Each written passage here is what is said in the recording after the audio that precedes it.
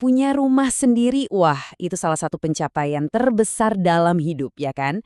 Tapi jujur aja, ini juga salah satu proyek yang paling bikin pusing. Ini tuh bukan cuma soal beli bata sama semen, tapi soal gimana kita mewujudkan visi kita. Nah, pertanyaannya, gimana caranya biar proyek ini berakhir dengan kita pegang kunci rumah, bukan pegang kepala pusing dan dompet yang kempes? Yuk, kita bongkar bareng-bareng. Nah, ini nih pertanyaan intinya, betul kan? Pilihannya cuma dua, mimpi jadi nyata atau mimpi buruk yang super mahal. Di satu sisi, kebayang dong senangnya punya rumah yang 100% desain kita. Tapi di sisi lain ada resiko stres, biaya bengkak, dan akhirnya kecewa. Tenang aja, dalam beberapa menit ke depan, kita bakal bahas tuntas gimana caranya supaya Anda tetap di jalur yang aman. Oke, langkah pertama buat sukses itu simple. Kenali dulu jebakan-jebakannya.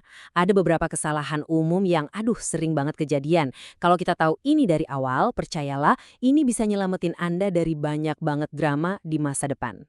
Kesalahan nomor satu, perencanaan ruang yang buru-buru. Waduh, ini sering banget kejadian.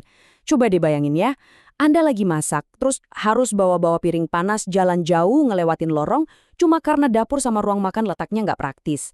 Atau yang lebih parah, udah senang-senang mau bikin area kerja impian, sadar colokannya cuma satu. Nah, ini nih frustrasi-frustrasi kecil kayak gini yang bakal numpuk setiap hari kalau perencanaannya asal-asalan. Oke, kita lanjut ke kesalahan kedua. Topiknya agak sensitif nih, duit. Dengerin baik-baik ya. Ada satu hukum alam yang nggak tertulis dalam proyek bangunan manapun. Pasti, dan saya ulangi, pasti akan ada biaya tak terduga. Entah itu tiba-tiba hujan terus jadi pekerjaan molor, atau harga semen mendadak naik, selalu ada aja. Dan angkanya adalah, ini dia, 10–15%. Ini angka keramatnya. Kalau Anda sampai gagal nyisihin dana darurat segini dari total budget, wah itu kesalahan finansial yang fatal banget. Anggap aja ini premi asuransi buat ketenangan jiwa Anda selama proyek berjalan. Penting banget. Kesalahan nomor 3, meremehkan cahaya dan ventilasi alami. Gini, rumah yang sehat itu rumah yang bisa napas.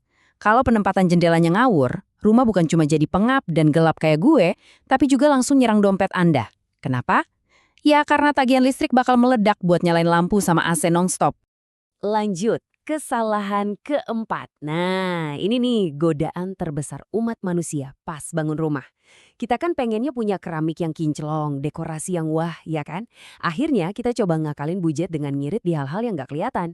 Misalnya, kualitas semen dikurangin dikit, atau besi betonnya pakai yang lebih murah. Dengerin ya, ini kesalahan yang bahaya banget. Slide ini nunjukin perbedaannya dengan jelas banget. Di satu sisi, ada estetika yang bikin rumah kelihatan bagus hari ini. Di sisi lain, ada struktur yang bikin rumah Anda tetap berdiri kokoh seumur hidup. Jadi, poin utamanya simpel banget. Jangan pernah, sekali lagi, jangan pernah korbankan keamanan jangka panjang cuma buat keindahan sesaat. Titik. Kesalahan fatal kelima, pengawasan yang lemah dan perjanjian di atas ludah. Sering banget kan kita dengar, gampang, percaya aja sama tukangnya. Kalimat ini, hati-hati, sering jadi awal dari bencana. Tanpa kontrak hitam di atas putih dan pengawasan yang benar-benar rajin, kesalahan-kesalahan kecil bakal lolos. Ingat ini, biaya buat benerin satu dinding yang miring itu jauh lebih mahal daripada biaya bikin kontrak yang jelas dari awal. Oke, cukup dengan hal-hal yang bikin ngeri. Tadi kita sudah bahas semua jebakannya. Sekarang, kita masuk ke bagian yang paling penting. Solusinya, karena sebetulnya membangun rumah itu ada urutannya. Ada langkah-langkahnya yang sangat logis dan sistematis. Anggap aja ini peta jalan Anda. Nah, sebelum kita bedah tahapannya, ada satu istilah keren yang wajib Anda tahu, MEP. Apaan tuh? Ini singkatan dari Mechanical, Electrical, dan Plumbing. Gampangnya gini, ini tuh kayak sistem saraf dan pembuluh darah di rumah Anda. Semua jalur kabel listrik, pipa air bersih, pipa air kotor, semuanya itu MEP. Dan ini krusial banget, semuanya harus dipasang dengan benar sebelum dinding ditutup dan diplester. Yuk kita lihat 6 langkah besarnya. Pertama, jelas, prakonstruksi. Di sini semua urusan gambar, izin, kontrak diberesin. Kedua, persiapan lahan, tanahnya dibersihin dan diratain. Ketiga, baru masuk ke pekerjaan struktur. Ini kerangka rumahnya, pondasi, dinding, sampai atap. Keempat, nah MEP tadi dipasang. Kelima, baru deh kita masuk ke bagian yang seru, finishing, di mana rumahnya didandanin. Dan yang terakhir, serah terima. Ini momen di mana Anda ngecek semuanya dan dapat garansi. Punya peta jalan itu bagus, tapi itu baru setengah dari perjuangan. Anda juga harus jadi kapten yang bisa mengendalikan dua hal paling krusial, waktu dan anggaran. Dan percayalah, dua hal ini nempel banget. Proyek molor, pasti anggaran bengkak. Tabel ini praktis banget kan? Ada estimasi waktunya, tapi yang lebih penting lagi, lihat deh kolom paling kanan. Kiat hemat biaya. Ini pro tips yang bisa nyelamatin dompet Anda. Contohnya, lihat tuh di baris kedua, pas tahap struktur dan dinding. Jangan mengubah tata letak dinding setelah konstruksi dimulai. Kelihatannya sepele, tapi ini bisa menghemat jutaan rupiah dan waktu berminggu-minggu. Serius! Oke, kita udah bahas kesalahannya, kita udah bahas langkah-langkahnya, tapi kalau boleh saya simpulkan, di atas itu semua, sebetulnya ada satu kunci sukses yang paling utama. Satu fondasi yang lebih penting dari beton sekalipun. Dan ini dia intisarinya.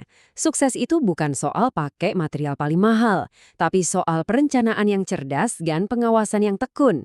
Anda nggak perlu marmer dari Italia buat punya rumah impian. Yang Anda butuhkan adalah kendali penuh atas proyek Anda, perencanaan yang super matang di awal, dan pengawasan yang disiplin selama prosesnya.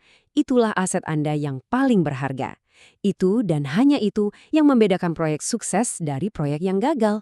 Jadi, semua cetak birunya, semua petanya sekarang sudah ada di tangan Anda. Ini adalah panduan Anda untuk mengubah mimpi jadi tumpukan bata yang nyata.